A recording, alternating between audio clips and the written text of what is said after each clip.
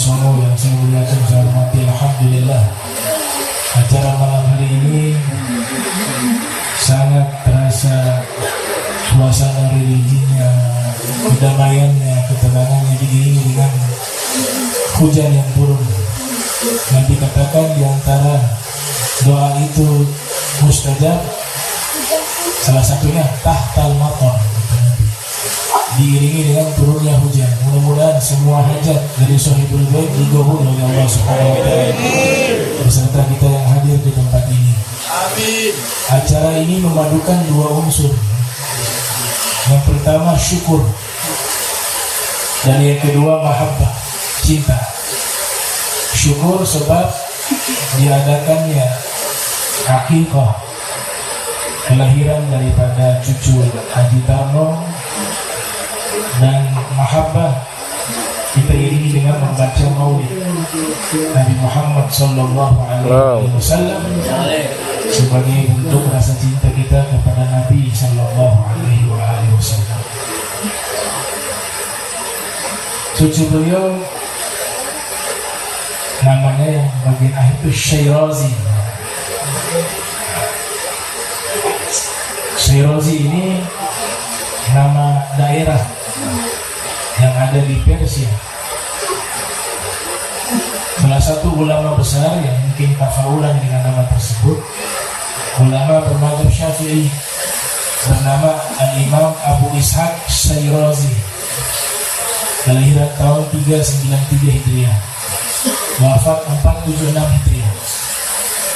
Beliau ini mengajar di madrasah terkenal di zaman itu yang bermadhab Syafi'i, Madrasah Nizamiyah, yang tenaga pengajarnya ulama-ulama kaliber dunia di masa itu seperti Imam Ghazali mengajar di madrasah tersebut, Al-Imam Haramain, bahkan Al-Imam Ibnu Zawzi Al-Baghdadi juga pernah mengajar di tempat tersebut.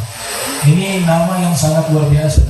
Mudah-mudahan kelak bisa menjadi ulama hamil yang soleh plus jadi pengusaha, karena kakeknya pengusaha, tafaulah juga.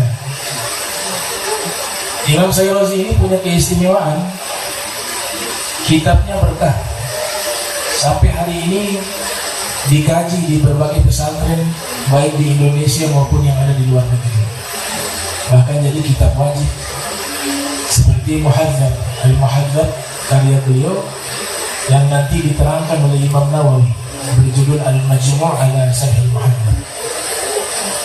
Ada juga kitab beliau yang berjudul At-Tanbih. Bahkan Imam Musaddaf mengatakan man lam yaqra Tanbih laisa binabih. Orang yang tidak pernah membaca kitab Tanbih bukan orang yang cerdas. Itu karangan daripada Al-Imam Abu Ishaq As-Syairazi.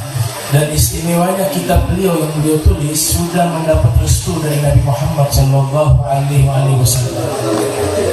Karena setelah beliau menulis kitab-kitab tersebut, terutama kitab Al-Muhadzab, di malam harinya itu bermimpi berjumpa Rasulullah sallallahu alaihi wasallam. Di dalam mimpi tersebut, Nabi meminta agar Al-Imam Abu Ishaq Syairazi mempresentasikan kitabnya di hadapan Nabi.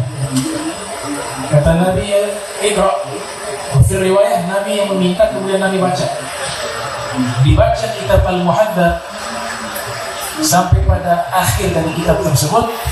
Kemudian Nabi mengatakan, "Hadihi syariati ya Syekh." Inilah syariatku wahai guru besar. Nabi memberikan julukan Syekh kepada beliau. Dan beliau ini juga dikenal sebagai ulama yang pakar di bidang hadis, karena rata-rata para fuqaha tentu mereka menguasai ilmu hadis karena menjadi istidlal pengambilan hukum syariat baik dari Al-Quran maupun dalam hadis Nabi Muhammad sallallahu alaihi wasallam.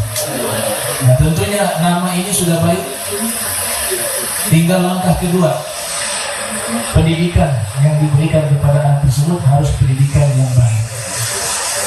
Imam Ali bin Abi Thalib karramallahu wajhahu alaihi salam, di dalam riwayat yang dinukil oleh Imam Ad-Dailami, itu itu memberikan resep atau metode mengajar kepada anak yang masih kecil. Beliau mengatakan, adibu auladakum ala thalathi khisal. Didiklah anak kalian dengan 3 sifat. Yang pertama, hubbi nabiikum. Didik anak kalian agar mencintai Nabi Muhammad SAW. Wow. Orang-orang yang diberikan rezeki bukan hanya diberikan jabatan dan harta, tapi juga diberikan rasa mahabbah, rasa cinta kepada Nabi Muhammad Sallallahu Alaihi Wasallam. Salah satu contoh ulama yang dikenal sebagai muhibbun Nabi, pencinta Nabi Muhammad Sallallahu Alaihi Wasallam, adalah Al-Imam Al-Ghazali Syekh Yusuf An-Nabhani. Beliau dedikasikan seluruh umur beliau di dalam menulis kitab-kitab yang membahas tentang Nabi Muhammad Sallallahu Alaihi Wasallam sebagai bentuk cintanya kepada Rasul. Hampir semua kitabnya yang beliau bahas Nabi Muhammad. Di antaranya ada Jawahirul Bihar, itu membahas tentang keutamaan Nabi Muhammad. Ada juga kitab Wasailul Usul ila Syama'il Rasul, membahas tentang sifat-sifatnya Rasul SAW. Belum lagi yang kitab pujian-pujian kepada Nabi, Al-Madah Al-Majmu'atu An-Nabhaniyah fil Madah An-Nabawiyah. Itu kumpulan pujian-pujian kepada Nabi Muhammad SAW. Ada juga kitab-kitab salawat kepada Nabi, khasiat salawat, sejarah salawat yang disusun oleh para ulama. Beliau tulis 2 kitab yang populer. Yang pertama, Afdalus Salawat ala Sayyidi Sadat, dan yang kedua, Sa'adatul Darain fi Sholati ala Sayyidil Kaunain. Dan masih banyak kitab-kitab lainnya yang beliau tulis khusus didedikasikan untuk Nabi Muhammad Sallallahu Alaihi Wasallam. Orang yang mencintai Nabi tidak akan pernah rugi. Makin besar cinta kita kepada Nabi, cintanya Nabi kepada kita jauh lebih besar. Kita kalau mencintai kepada sesuatu atau kepada manusia, bisa jadi yang kita cinta belum tentu mencintai kita, ataupun bisa jadi kita cintanya kepada dia begitu besar, tapi mungkin dia cintanya kepada kita tidak terlalu besar.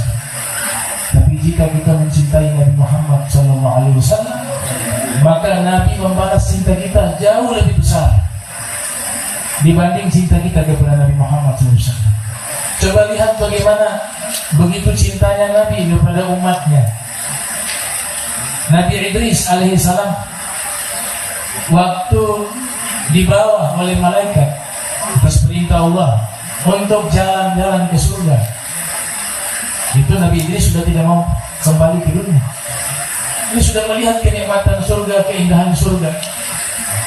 Maka Nabi Idris memilih tetap tinggal di dalam surga tersebut. Ada ulama mengatakan miniatur surga, karena surga yang paling awal yang nanti dimasuki itu adalah Nabi Muhammad SAW. Sebagaimana dalam doa, Allahumma adkhilna ma'ahul jannata fa innahu awwalu man yadkhuluha wa anzilna ma'ahu fi kusuriha fa innahu awwalu man yanziluha. Itu surga yang pertama, Nabi yang masuk. Ini miniatur surga. Nabi Idris sudah tidak mau turun lagi ke dunia. Coba lihat Nabi Muhammad SAW, Mi'raj, bukan hanya ke surga, tapi berjumpa dengan Allah.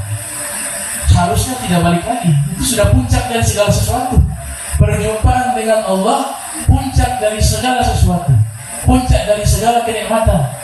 Tapi Nabi tetap kembali ke dunia. Kenapa? Karena beliau ingin umatnya ini untuk juga masuk ke dalam surga.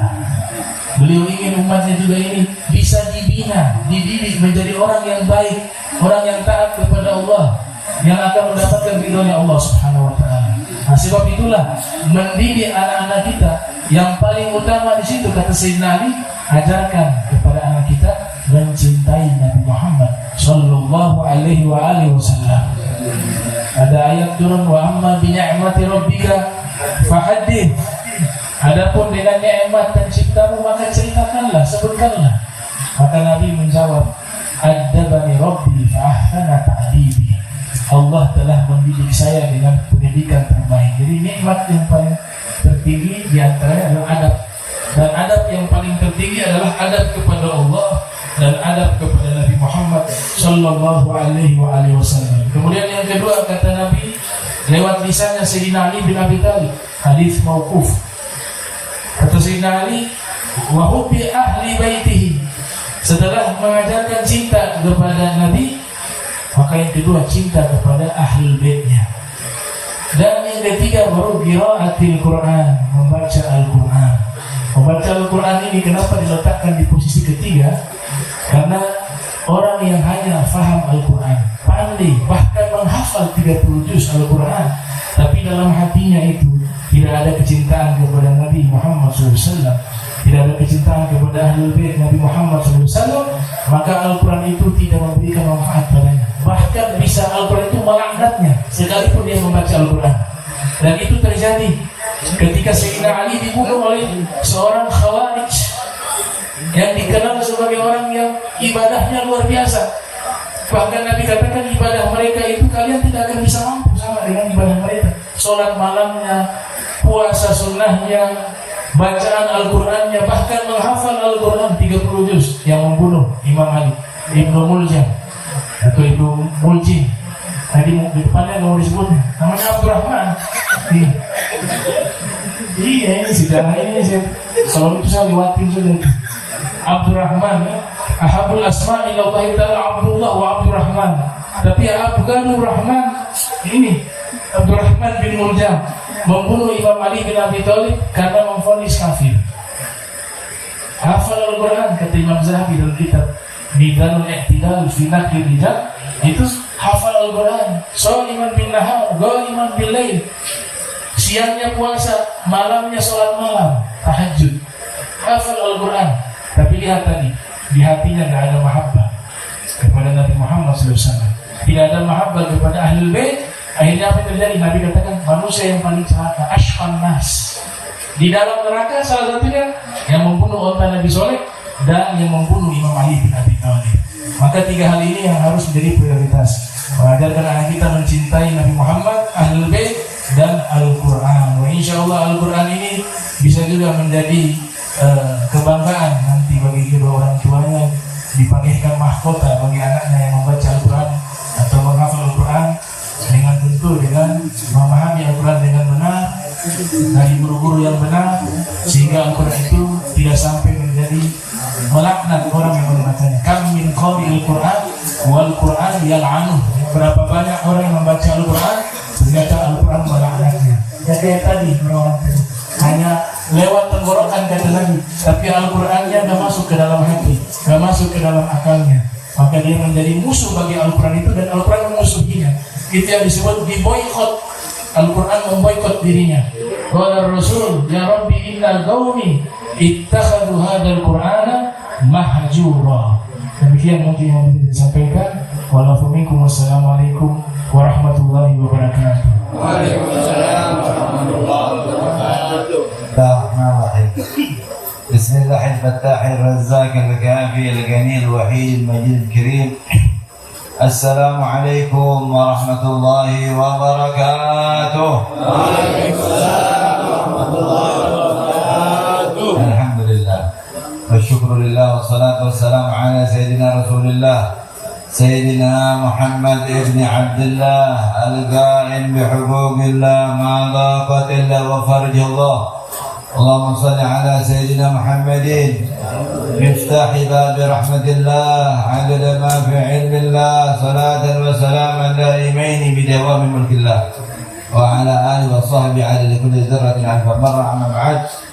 قال الله سبحانه وتعالى سبحانك لا علم لنا إلا ما علمتنا إنك أنت العليم الحكيم. رب اشرح لي صدري ويسر لي أمري واحلل عقدة من لساني يفقه قولي وسدد لساني واهد قلبي بحق سيدنا محمد وبحق آل دستوركم يا أهل الدرق ويا أهل النوبة ويا أهل النور ويا أهل الحلم والأقل المكرمون والمحترمون para habaib asatidz, wabil khusus al-habib akhina fillah Habib Abdurrahman bin Kamil as-Saqqaf wal Ustaz Dardiri bin Haji Abdurrahman Abdul Rahim Ustaz Dardiri bin Abdul Rahim, lu apalin tuh ya sampai nggak tahu nama gurunya. Wal Mukarram wal Muhtaram Al Ustaz Sutarno Joyo sebagai Sohibul Bait yang sedang berbahagia, cucunya akekah ya. Yang ketiga, cucu ketiga ya. Alhamdulillah, semoga panjang umur, sehat afiat semua yang hadir ya. Turut berbahagia. Kita kan ikut bahagia ya, diundang. Itu sifatnya orang muslim. Jika diundang hadir, kalau nggak ada halangan. Wabil khusus undangan nikah. Walaupun di depan rumahnya ada orang meninggal, hadir undangan nikah lebih wajib dibandingkan menghadiri jenazah. Kadang-kadang sebagian orang salah kaprah. Itu kan ada orang meninggal, tidak boleh. Orang yang bahagia harus didahulukan. Yang kedua, akekah. Menurut ulama fikih wajib menghadiri akekah. Jadi undangan itu semuanya hukumnya menyambut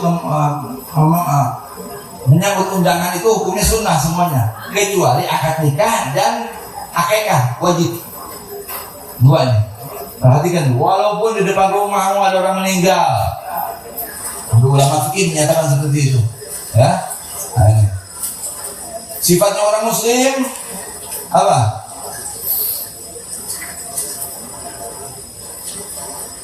Walau bihim khasasah apa? Wa yusiruna ala anfusihim walau bihim khasasah. Dalam ayat yang lain lagi Allah nyatakan fis sarra'i wad dharra. Alladzina yunfiquna fis sarra'i wad dharra. Tanda-tandanya orang beriman itu berinfak dalam keadaan luas, sedang kaya raya, punya uang, wad dharra, ataupun dalam keadaan susah, tetap sedekah walaupun sedikit, gitu. Mana? Wa yu'thiruna 'ala anfusihim walau bihim khassasah. Bahkan orang-orang sahabat tabi'in, para sahabat Ansar itu melebihkan kepada saudara-saudaranya Muhajirin walaupun dalam keadaan susah. Orang Muhajirin lagi hijrah ke Madinah, dipersaudarakan sama Rasulullah. Orang hijrah namanya dari Mekah jauh-jauh, tak punya rumah. Yang punya rumah dua dikasih satu rumahnya buat saudara. Bahkan di sebagian riwayat punya istri dua, nanti kamu pilih yang mana yang kamu suka. Nanti saya cerai, habis iddahnya kamu kawin sama dia. Tuh, itu kecintaan para sahabat Ansar wal Muhajir sampai tingkatan itu. Ini bukan main-main, bukan saya bercanda, bukan ada yang riwayatnya. Ya.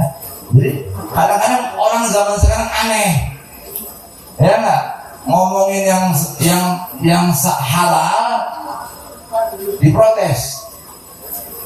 Takut, apalagi kalau depan perempuan takut, kalau di sini takut.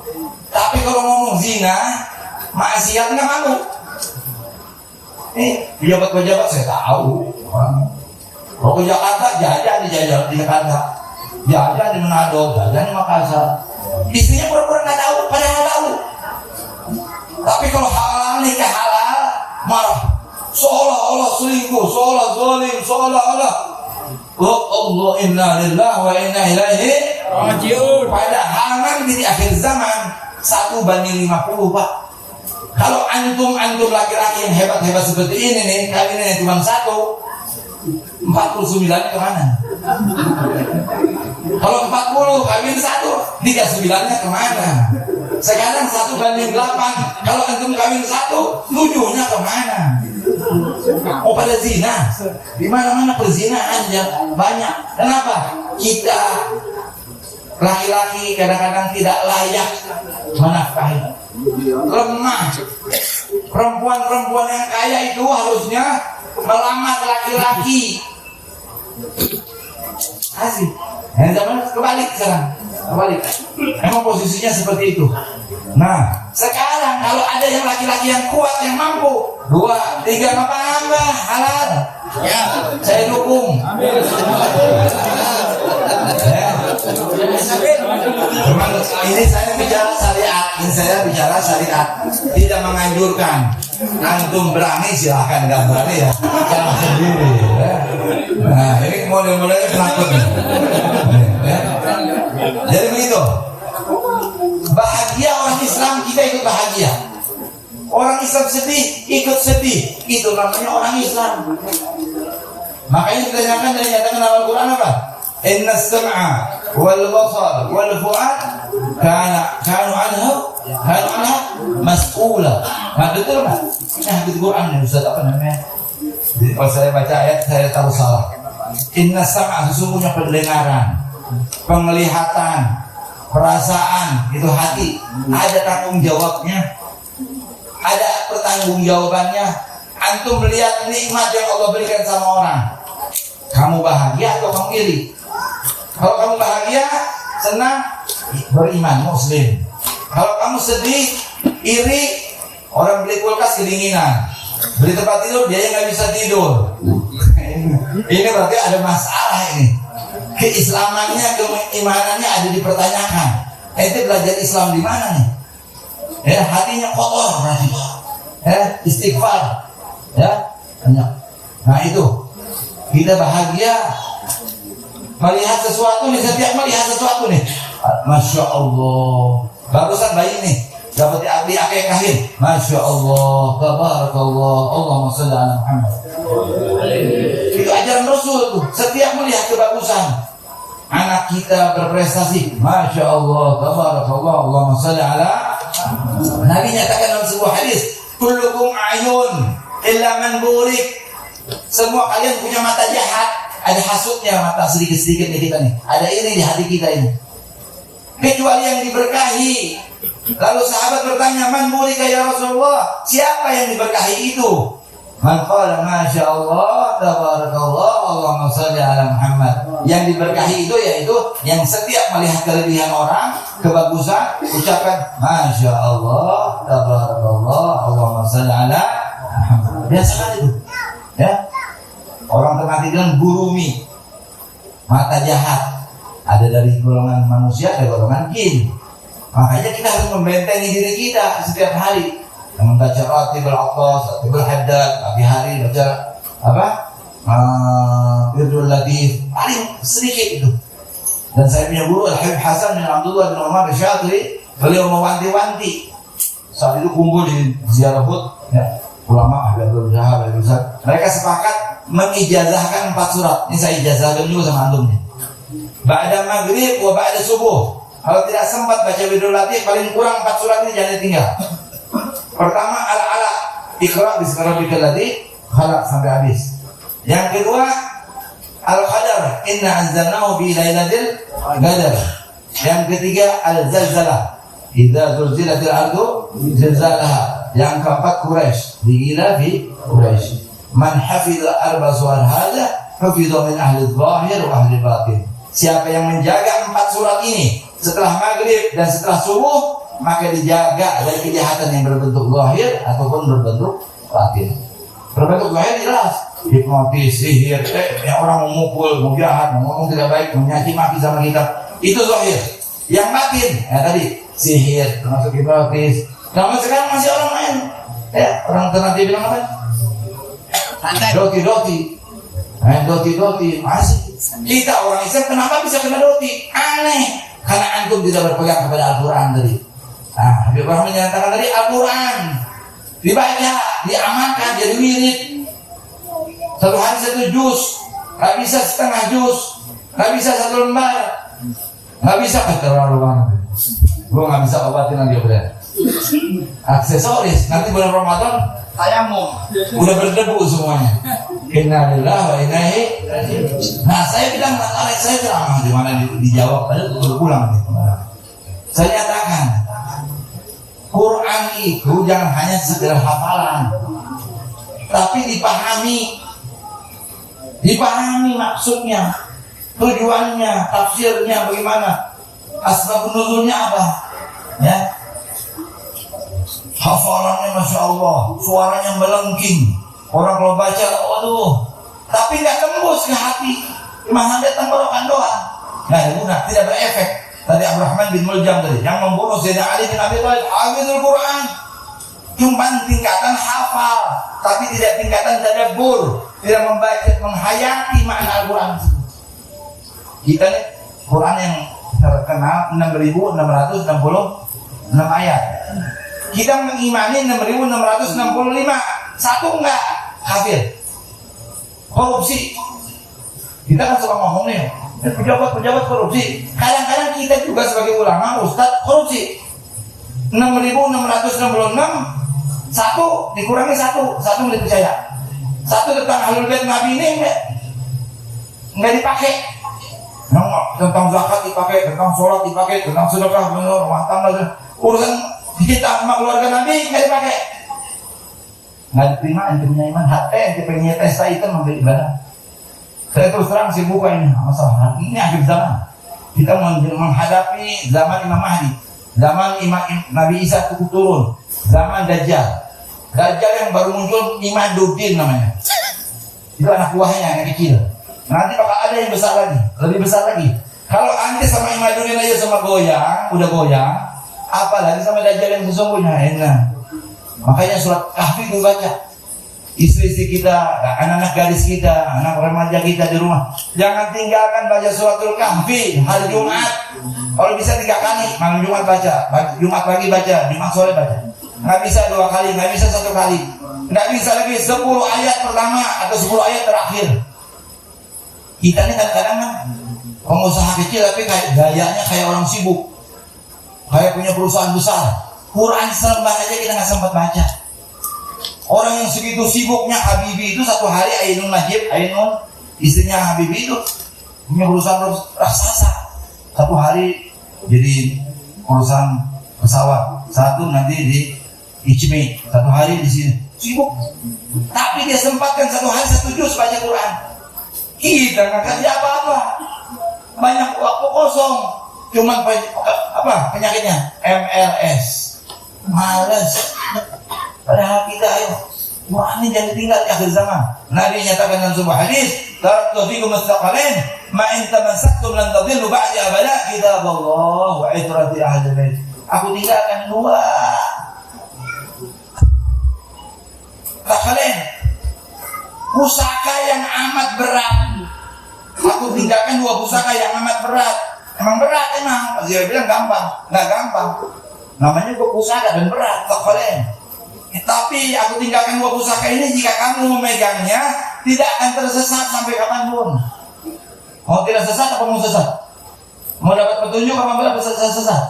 Semuanya pengen tidak sesat, semuanya ingin dapat petunjuk. Cuma prakteknya kadang-kadang kita nggak sesuai dengan keinginan. Kalau kita tidak mau sesat, pegang Al-Quran.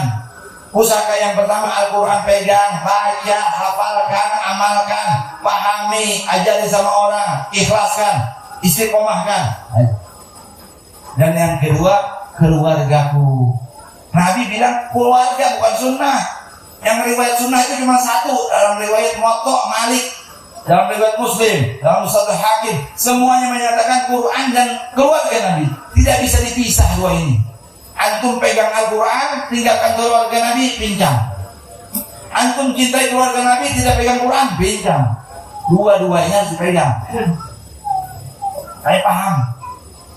Pahami Quran, baru keluarga Nabi. Keluarga Nabi yang inti siapa? Fatimah, Ali bin Abi Thalib, Al-Hasan wal Husain, dan zuriyahnya yang bawahnya keturunannya. Habib Rahman bin Kamil segala. Alhamdulillah saya juga coba kan. Walaupun si Imam nggak ngakuin, apa bukan? Lu mau sebut Habib, alhamdulillah. Lu nggak bilang Habib juga gue nggak rugi. Lu mau cinta sama gue, anak nggak untung. Ente benci sama anak juga nggak rugi.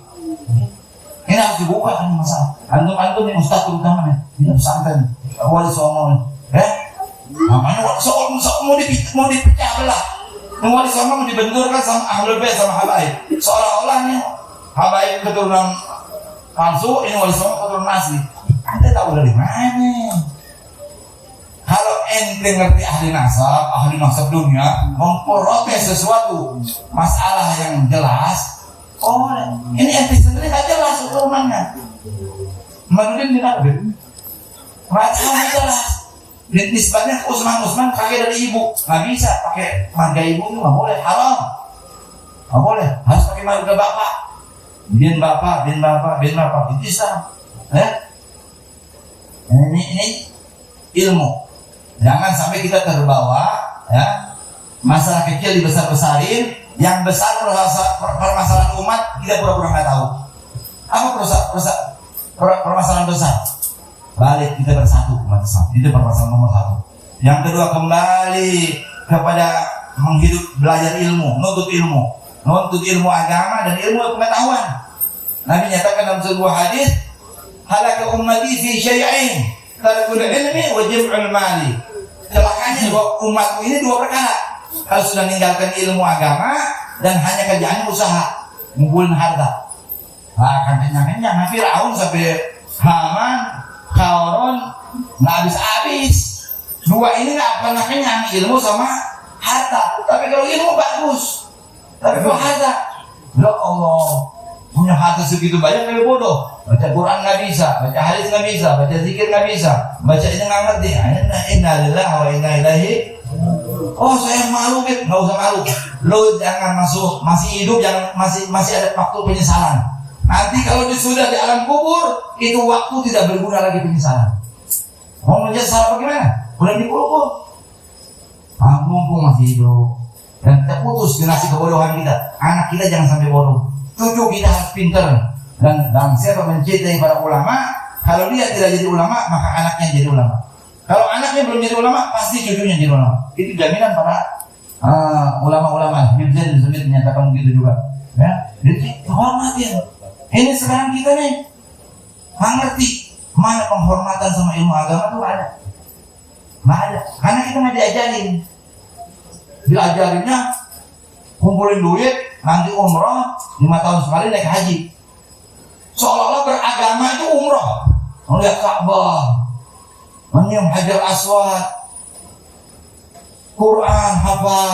Bukan beragama. Beragama itu engkau mengikuti Nabi, engkau mencintai Nabi, engkau mencintai keluarga Nabi, engkau menghormati sahabat. Oh ini bekasnya Rasulullah sujud. Oh ini rumahnya Rasulullah.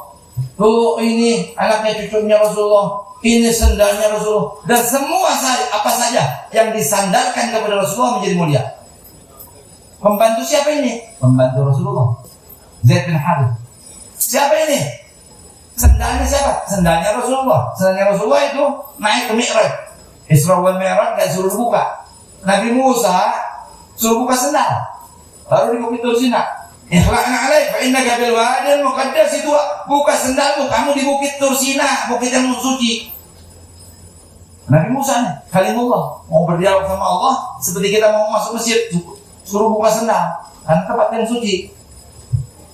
Tapi Nabi kita Muhammad sallallahu alaihi wasallam, ilal masjidil haram, ilal masjidil aqsa alladzi barakna haula, ya, ila qabi kausain au adna.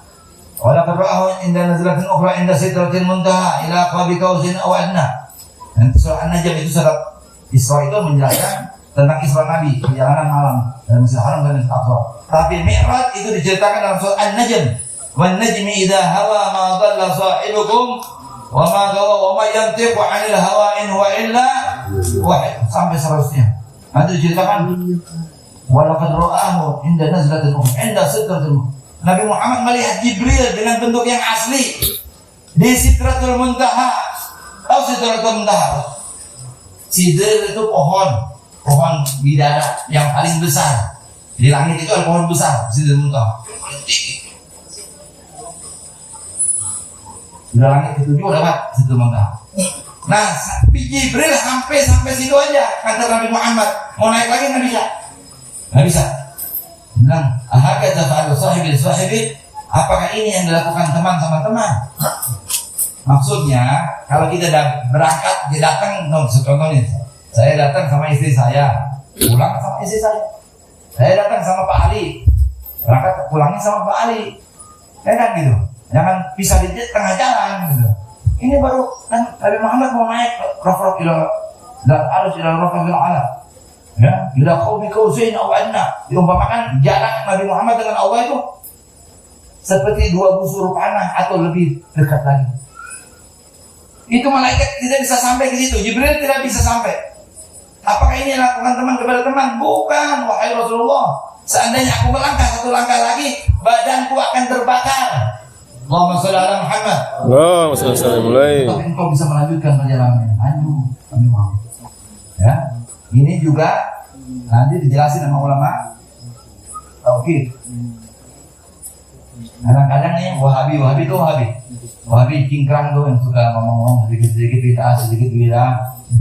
Nah itu tuh dia bilang Allah di atas. Inna Allah alal arsy istawa. Allah bersemayam di atas.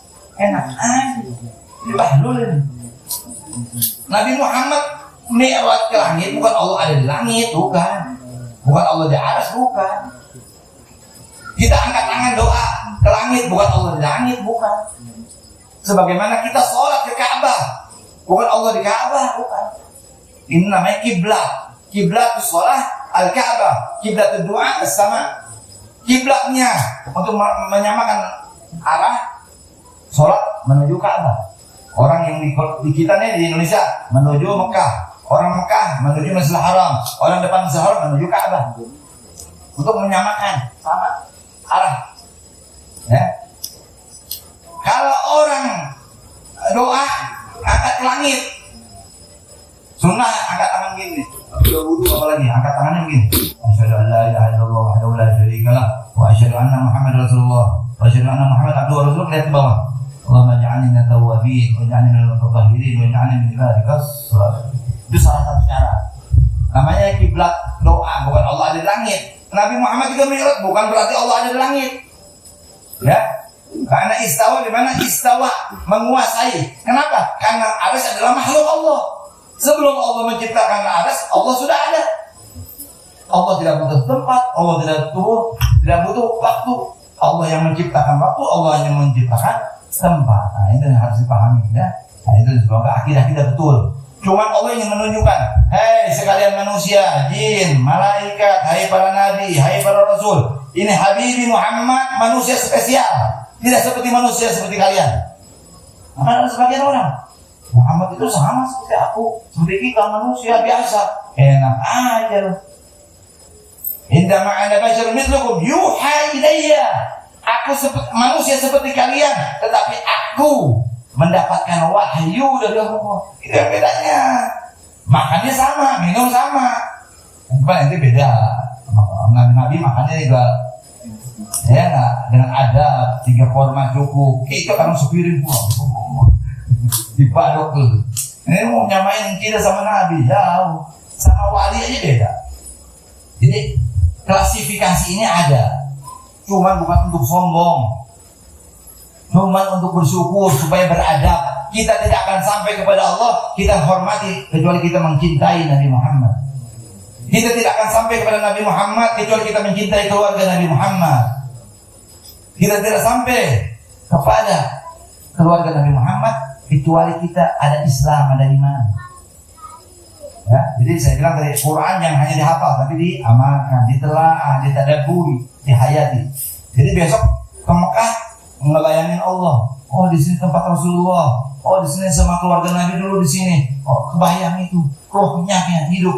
Ya, bukan hanya Al-Quran dihafal, tidak paham, bukan hanya ke Masjidil Haram, ke Mekah, umroh, tapi nggak ada isinya. Ya, ini bulan Sya'ban, banyak salawat kepada Nabi Muhammad SAW. Semoga dengan akikah pada malam hari ini diberkahi oleh Allah Subhanahu Wa Taala. Allahumma barik lana fi Rajab, Sya'ban, wa balighna Ramadan. Ya Allah berkahi kami di bulan Rajab, diberkahi kami di bulan Sya'ban, sampaikan umur kami kepada bulan Ramadan. Berikan keberkahan kepada anak-anak kami. Allahumma barik fi auladina wa la tadurruhum wa waffiqna li ta'atika warzuqna birrahum. Ya Allah berikanlah keberkahan kepada anak-anak kami. Jangan kau bahayakan mereka. Dan berikanlah mereka taufik untuk taat, dan berikan kami bakti mereka ya Allah. Amin. Baru abakum, tabarakum abnaukum, dan engkau menyatakan, Rasulmu menyatakan, baktilah kepada orang-orang tua kalian. Kalian ini saya anak-anak kalian akan bakti.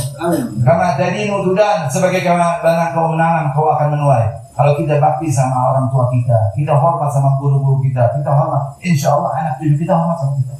Ya, insya Allah yang saya sampaikan, semoga bermanfaat. Kurang lebihnya saya minta maaf. Wabillahi taufiq hidayah. Wallahu muwaffiq. Assalamualaikum warahmatullahi wabarakatuh. Waalaikumsalam warahmatullahi wabarakatuh. Syekh Abdul Bakar dan Habib Abdurrahman bin Kamil As-Sagaf. Terima kasih atas tausiah dan nasihatnya. Mudah-mudahan apa yang disampaikan, apa yang dinasihatkan, kita semua bisa mengamalkan dalam kehidupan kita sehari-hari. Baik Bapak Ibu yang saya hormati, menginjak acara selanjutnya yaitu doa penutup yang akan disampaikan oleh Bapak Kiai Haji Ahmad Tadbiri. Kepadanya kami bersilakan.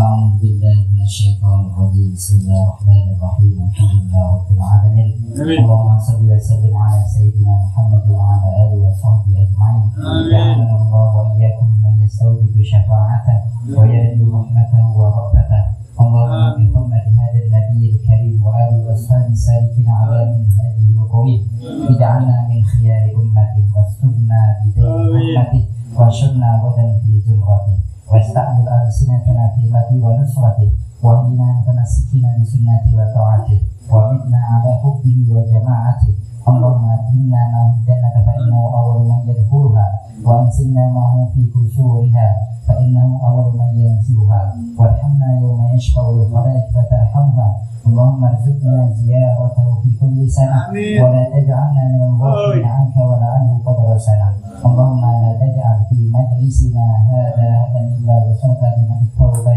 ذنوبه وسترت برداء المغفرة عيوبه اللهم إنه كان معنا في السنة الماضية إخوان معهم قضوا عن الوصول إلى مثلها فلا تحرمهم من ثواب هذه الساعة وفضلها اللهم ارحمنا إذا صرنا من أصحاب القبور ووفقنا لعمل صالح يقبل سنة على ممر الدهور اللهم اجعلنا لآلائك ذاكرين ولنعمائك شاكرين وليوم لقائك من الذاكرين واهدنا بطاعتك مشكورين وإذا توفيتنا فتوفنا غير مفتونين ولا مفتون واختم لنا منك بخير أجمعين اللهم اكفنا شر الظالمين واجعلنا من فتنة هذه الدنيا سالمين اللهم اجعل هذا الرسول الكريم لنا شفيعا وارزقنا بيوم القيامة مقاما رفيعا اللهم اسقنا من حوض نبيك محمد صلى الله عليه وسلم شربة هنيئة لا نطمع بعدها أبدا واحشرنا تحت لواء ودا اللهم اغفر لنا به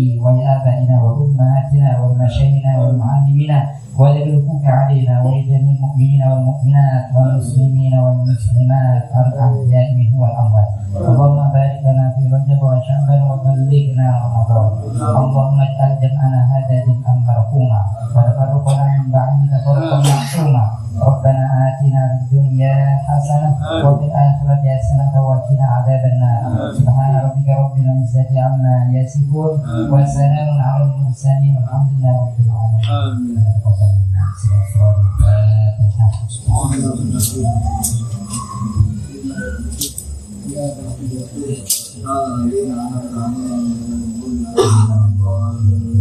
Terima kasih atas doa yang disampaikan oleh Bapak Kiai Haji Ahmad Tadbiri. Demikianlah tadi Bapak Ibu yang saya hormati rangkaian acara pada malam hari ini.